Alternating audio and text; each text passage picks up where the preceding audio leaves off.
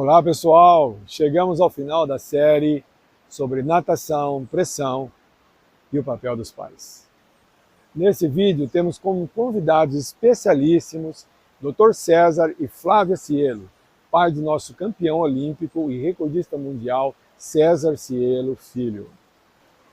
Nesse vídeo eles contam como lidavam com os desafios de rotinas de treinamento, provas, diferentes fases da sua vida e do seu crescimento, como era o relacionamento comigo e como encaravam as vitórias e as frustrações. Pessoal, agradeço muito a Flávia, ao Dr. César, parceiro de tantos anos, pelo depoimento de uma riqueza ímpar, como vocês vão ver agora.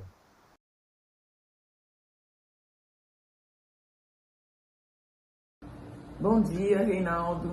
Bom dia. Muito obrigado pelo convite e a oportunidade de deixar a gente falar um pouquinho da história do Cezão, que pra gente é muito bacana a gente falar, e eu acho interessante também a gente passar um pouco da nossa experiência, um pouco da nossa vivência com tudo isso, né? Então tá, obrigado, Reinaldo. Bom, para começar, o Cezão começou a nadar com 8 anos de idade. Já nos 8 anos, nós dois, a gente não percebeu realmente que o menino era diferenciado. Porque até alguns amigos é que nos chamaram a atenção, falaram, viu, esse garoto aí não é normal não. As coisas que ele faz com a idade que ele tem, realmente é diferente. Então, na verdade, assim, a gente como pai e mãe, a gente estava tratando como normal, natural e a evolução normal. E aí realmente os amigos é que nos alertaram que realmente ele tinha um talento para natação e ele sempre gostou muito de água. Como eu e ela viemos do esporte também, então realmente Cezão gostava muito de nadar, ficar na piscina, ficar no mar e tudo isso. Então isso acho que contribuiu bastante para vamos dizer assim, a escolha dele pelo esporte que ele gostava mais. Uma coisa que sempre nos pergunta, e a gente às vezes passa, a gente não fala, como que começou tudo isso, né? Na verdade, eu me formei em Educação Física, comecei meu primeiro trabalho no Barbarense e eu levava ele comigo. Ele ficava brincando na piscininha lá a tarde inteira. E depois começou a nadar na escolinha, mas nunca houve cobrança de forma alguma nossa. Ele brincava por prazer, é como as crianças que jogam futebol hoje na rua. Na rua não, que hoje nem pode mais, né? Não pode. Mas brincam naqueles campinhos e tudo mais, eles brincam por prazer e vão aprendendo por prazer. E aconteceu com o César, porque na verdade ele ficava a tarde inteira lá, ficava dando aula, ele ficava na piscininha a tarde toda. E brincando. Foi assim que ele começou aprendendo, né? Sozinho praticamente, depois entrou na escolinha para fazer algumas correções educativas, começar a aprender a dar os estilos, mas nunca teve cobrança alguma da nossa parte. Que hoje a gente vê, e a gente passou por muitas coisas, as cobranças acontecem e muito, né? Então a gente deixar bem claro que a gente sempre deixou ele muito à vontade para o que ele gostava de fazer. Então assim, os pais são importantes? Muito importantes, por nesse sentido, sabe? Só de apoiar, levar, porque o pai tem que levar, a mãe tem que levar, não adianta você levar para uma escolinha e largar lá. O pai tem que participar, a mãe tem que participar, tem que se envolver no processo todo. Isso é muito importante, né? O Reinaldo conta que eu sempre tive uma atitude bem positiva. A gente que é do esporte, a gente é assim mesmo. A gente gosta de ver as coisas na boa. Então, assim, sempre foi muito alegre, sempre a gente foi muito positivo com ele. E a gente sempre gostou muito. Então, eu sinto falta até hoje. Eu falo pro César, eu sinto falta de ir no clube todo dia. Porque eu gostava de ficar a tarde inteira lá. Eu não ficava por obrigação. E quando ele foi pegando prazer também em fazer, né? Já gostava. Teve a gente que incentivava e gostava também, fazia junto. Acho que isso daí influenciou demais. E também porque ele tinha... Os amiguinhos deles eram todos na natação e eles competiam junto e treinavam junto e ficavam o tempo todo junto. Então, com isso, ele formou um grupo de amigos, né? Que iam em casa também e ficavam sempre juntos e competia. Agora, quanto à pressão nossa para ele ganhar e tudo mais, isso aí nunca houve e não deve. Os pais, uma coisa que a gente fala para... Eu, como pediatra, né, falo sempre quando vem atleta aqui, mas o que o senhor fez para incentivar e tudo? Incentivar? Sim. Cobrança? Não. Cobrança é do próprio atleta, né? A gente, como pai e mãe, a gente não pode se frustrar. Ah, o menino foi mal. Pô, você foi mal, você não... Não, para. Deixa ele mesmo achar o caminho dele. Quando ele vai mal, deixa ele desabafar. Aí quando ele perguntar, poxa vida, mas o que aconteceu? Então aí você realmente fala, olha, aconteceu isso, isso, isso. A gente gravava muito, a gente ia nas competições e a gente filmava. E depois, no dia seguinte ou 2 dias depois, ele vinha, pai, o que aconteceu tal? E a gente discutia, vamos dizer assim, a filmagem dele, a natação dele e tudo mais. Mas eu esperava ele perguntar primeiro. Eu não falava assim, pô, você errou a braçada aqui, você chegou errado ali, você... Jamais a gente cobrou dele. E jamais nós pensamos, não, você vai ser campeão, você vai não sei o quê. Não. A evolução foi realmente o que tinha que ser. Muito natural as coisas foram acontecendo, na verdade. As mudanças, as trocas foram acontecendo de uma maneira bem assertiva até, né? Que não é fácil acertar. Não. A gente também errou muito. E quando vai mudar, tem que mudar, vai fazer o quê? Ele não tá ganhando, ele tá indo mal. E a gente fazia naturalmente. Não é que ele não tá ganhando, ele tem que mudar. Ele ia bem. Quando ele não ia mal, a gente estranhava. Então, peraí, alguma coisa tá acontecendo aqui. Alguma coisa tá errada. Então, a gente sempre teve muita liberdade com o técnico também, tá? Para poder conversar. Não discutir treino e nem invadir o espaço. Mas como pais, dizendo assim, olha, o que a gente pode rever, o que está acontecendo, o que você está sentindo, você acha que ele está diferente, alguma coisa nesse sentido? Sempre ali, sabe, em volta, procurando. E um dos momentos mais críticos, né, que a gente pode dizer, é justamente o que acontece com a maioria dos jovens, que é a época do estirão, entendeu?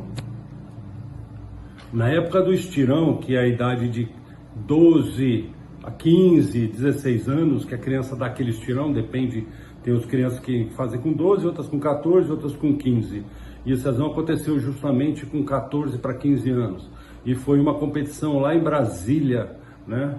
Ele tinha 14 anos e ele cresceu muito de repente, então ele ficou todo desengonçado. E o melhor resultado dele lá foi 22º lugar.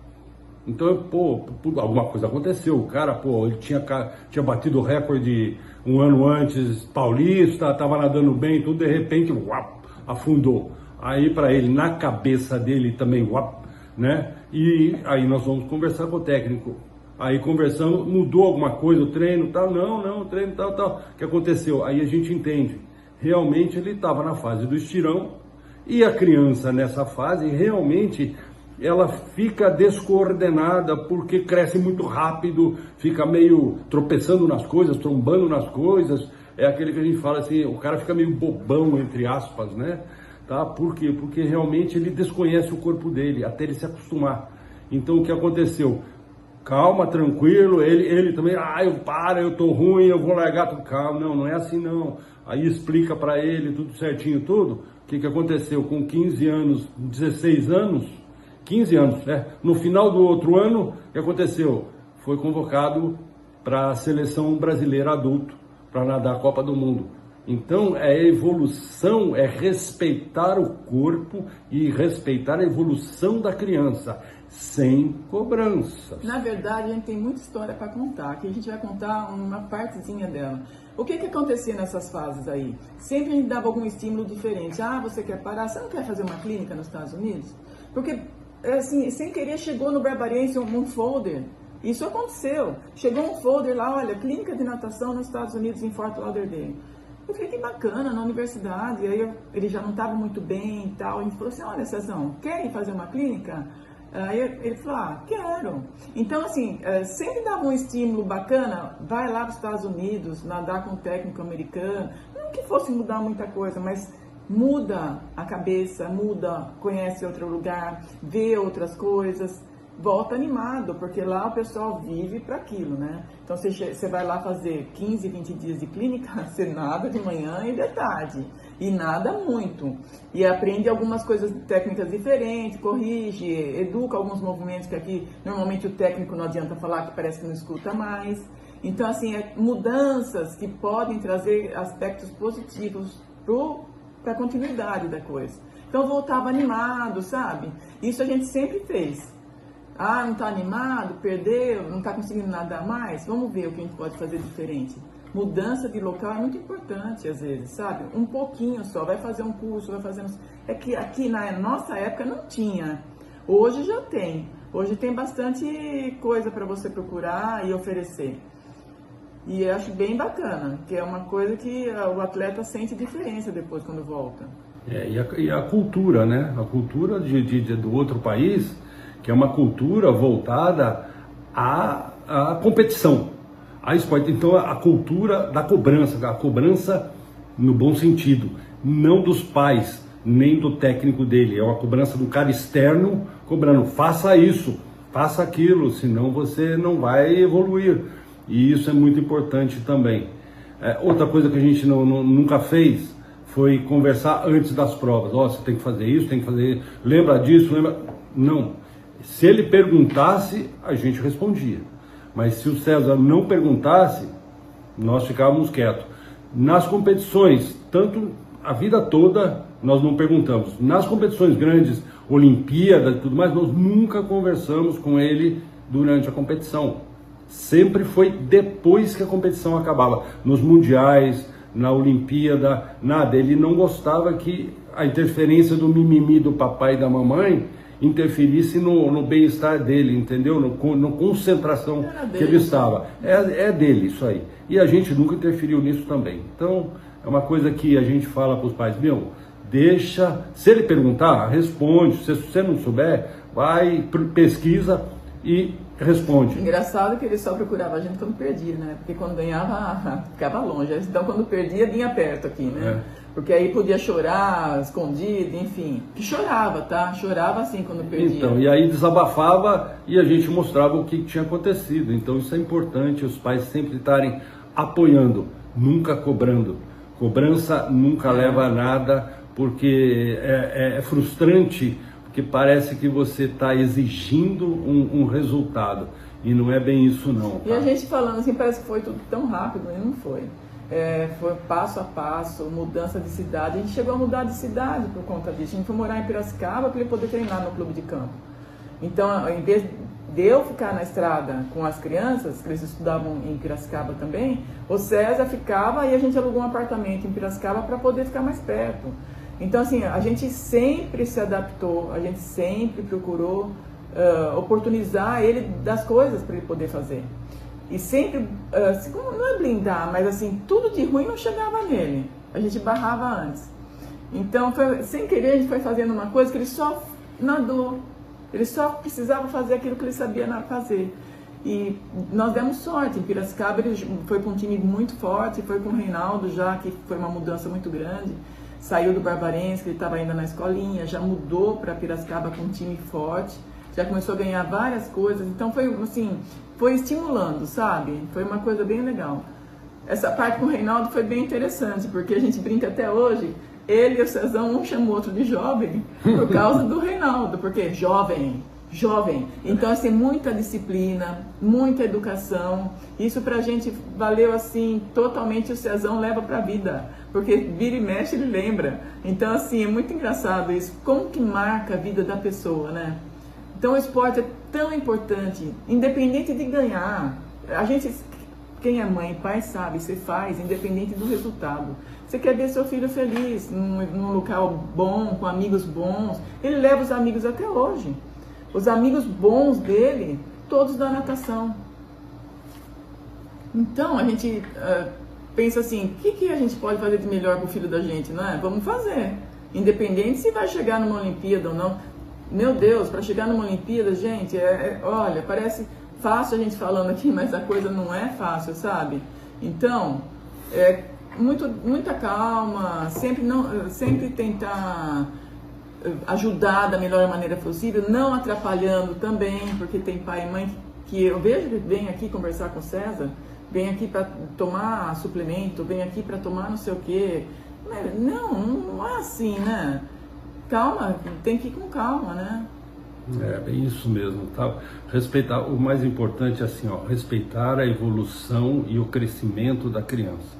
A evolução de crescimento físico e mental da criança.